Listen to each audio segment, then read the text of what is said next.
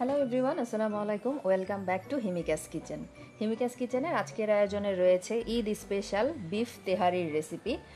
আর এই তেহারিটা আমি রান্না করেছি প্রায় 15 জনের জন্য। তবে নর্মাল হিসাব যেটা সেটা হচ্ছে 1 কেজি পরিমাণ তেহারি বা বিরিয়ানি বা পোলাও খেতে পারে 6 জন পূর্ণবয়স্ক মানুষ। আর আমি আজকে এটা 2 কেজি পরিমাণ চালের বিরিয়ানি আর 2.5 কেজি পরিমাণ বিফ নিয়ে প্রায় 12 জনের জন্য বিফ তেহারিটা রান্না করে দেখাবো। আশা করি আসছে ঈদে অনেকেরই উপকার হবে আর খুব সহজেই রান্না করে ফেলতে পারবেন 12 থেকে 15 জনের বিফ তেহারি। তো প্রথমেই তেহারির মশলা তৈরি করার জন্য এখানে নিয়েছি মিডিয়াম সাইজের একটা জায়ফল, আর নিয়েছি লবঙ্গ 10-12টা, সবুজ এলাচি নিয়েছি 12 থেকে 13 পিস, আর এখানে জয়ত্রী নিয়েছি 4 থেকে 5 টুকরা, আর নিয়েছি দারুচিনি 6 থেকে 7 পিস, 1 ইঞ্চি সমান লম্বা পরিমাণে দারুচিনি নিয়েছি। এখন এই উপকরণগুলো আমি শুকনা গ্রাইন্ডারে নিয়ে গ্রাইন্ড করে নিয়েছি, ভাজিও নি, কাঁচা অবস্থাতেই কিন্তু এটাকে গুঁড়া করে নিয়েছি। তেহারির মশলাটা রেডি হয়ে গেল। এখন যেটা করব, বিফটাকে প্রথমে রান্না করে নিব। তার জন্য একটা প্যানের মধ্যে আমি 2.5 কাপ পরিমাণ রান্নার তেল দিয়ে দিয়েছি। 2.5 কেজি পরিমাণ বিফ রান্না করব, তার জন্য 2.5 কাপ পরিমাণ সয়াবিন তেল নিয়ে 2.5 কাপ পরিমাণ কুচি করে রাখা পেঁয়াজ দিয়ে দিলাম। পেঁয়াজটাকে গোল্ডেন ব্রাউন করে ভেজে নিব। যখন সুন্দরভাবে একটু কালার চলে আসবে পেঁয়াজটার মধ্যে, তখন এতে দিয়ে দিব আদা রসুন বাটা 1.25 কাপ পরিমাণ। আর আদা রসুনের বাটা আপনারা যদি আলাদা দিতে চান সেক্ষেত্রে কতটুকু দিবেন তার পরিমাপটা কিন্তু ডিসক্রিপশন বক্সে লিখে দেওয়া থাকবে, আপনারা প্রয়োজনে চেক করে নেবেন। আর স্ক্রিনেও কিন্তু পরিমাপটা আলাদা করে লেখা উঠছে। দিয়ে দিলাম সেই তৈরি করে রাখা তেহারির মশলাটা। তেহারির মশলার পরিমাপটা এখানে টেবিল চামচের 2.5 টেবিল চামচ পরিমাণ আছে, অর্থাৎ প্রতি 1 কেজি পরিমাণের জন্য 1 টেবিল চামচ পরিমাণ তেহারির মশলা ইউজ করতে হবে। কথা বলতে বলতেই দিয়ে দিলাম স্বাদ মতো লবণ, আর দিয়ে দিলাম আস্ত কালো গোলমরিচ। আপনারা চাইলে গোলমরিচটাকে গুঁড়া করেও 1 চা চামচ পরিমাণ ইউজ করতে পারেন। মশলাটাকে খুব সুন্দরভাবে কষিয়ে নিয়েছি। এখন এতে দিয়ে দিচ্ছি আগে থেকে ছোট ছোট টুকরা করে কেটে রাখা 2.5 কেজি পরিমাণ বিফ। আর তেহারির বিফটা কিন্তু চর্বিযুক্ত নিতে চেষ্টা করবেন। আর টুকরাটা দেখে নিশ্চয়ই বুঝতে পেরেছেন, তেহারি কিন্তু এইভাবে ছোট ছোট টুকরা করেই রান্না করা হয়। আর সুন্দর চর্বি সহ আমি বিফ নিয়েছি 2.5 কেজি পরিমাণ। পুরোটাকে দিয়ে দিলাম আর মশলার সাথে খুব সুন্দরভাবে কষিয়ে নিচ্ছি। আর তেহারি রান্নার ক্ষেত্রে মাংস আর চালের পরিমাপটা কতটুকু হবে সেটা একটু বলে দিচ্ছি। চাল যতটুকু নেবেন তার থেকে চেষ্টা করবেন বিফের পরিমাণটা যেন বেশি থাকে। অর্থাৎ আমি 2.5 কেজি পরিমাণ বিফের জন্য নিয়েছি 2 কেজি পরিমাণ চাল। তবে আপনারা চাইলে কিন্তু চালের পরিমাণটা এখানে আরও 1 কাপ পরিমাণ বাড়িয়ে দিতে পারেন। অর্থাৎ 2 কেজি পরিমাণ চালের সাথে আরও 1 কাপ পরিমাণ চাল যদি বাড়িয়ে সেম পরিমাণ মাংস দিয়ে রান্না করেন তাহলে কিন্তু 15 জন খুব সুন্দরভাবেই খেয়ে নিতে পারবে। এখন এটাকে ঢেকে দিলাম 10 মিনিটের জন্য। 10 মিনিট পরে দেখতে পাচ্ছেন বিফ থেকে কিন্তু অনেকটাই পানি উঠেছে। আর তেহারির এই মাংসটা রান্না করার ক্ষেত্রে আরেকটা নিয়ম হচ্ছে, এতে কোনো এক্সট্রা পানি অ্যাড করা হয় না। বিফ থেকে যেই পানিটা উঠে সেটা দিয়েই বিফটাকে রান্না করে নিতে হয়। কিছুক্ষণ নেড়ে নিলাম আর এতে দিয়ে দিচ্ছি 1 কাপ পরিমাণ ফেটিয়ে রাখা টক দই। প্রতি 1 কেজি পরিমাণ মাংসর জন্য 4 টেবিল চামচ পরিমাণ টক দই দিতে হবে। আর দিয়ে দিলাম 10-12টা কাঁচামরিচ। সুন্দরভাবে নেড়ে নিচ্ছি আর চুলার আঁচটাকে এখন কমিয়ে ঢেকে বিফটাকে রান্না করে নিব। ফিরে আসছি বিফটা রান্না হয়ে যাওয়ার পরে। আর বিফটাকে কিন্তু সিদ্ধ করে নরম করে ফেলা যাবে না।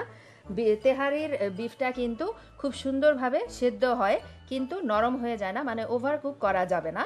এই যে রান্নাটা হয়ে গেছে। এখন এই বিফটার হাঁড়িটাকে আমি কাট করে এই এক্সট্রা তেলটাকে চামচ দিয়ে একটা বাটিতে তুলে নিব, কারণ এই তেলটা দিয়েই পোলাওটা রান্না করে নিব।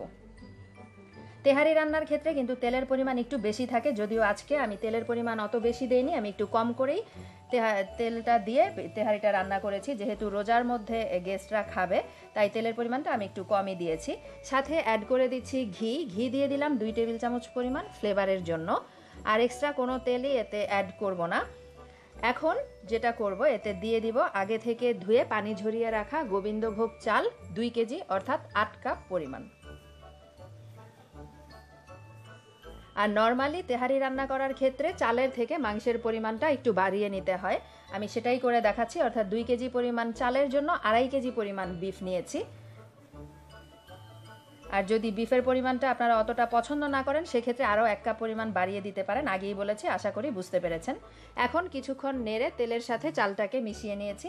খুব বেশি ভাজতে হবে না, এই 2 মিনিটের জন্য একটু নেড়ে নিলেই হবে।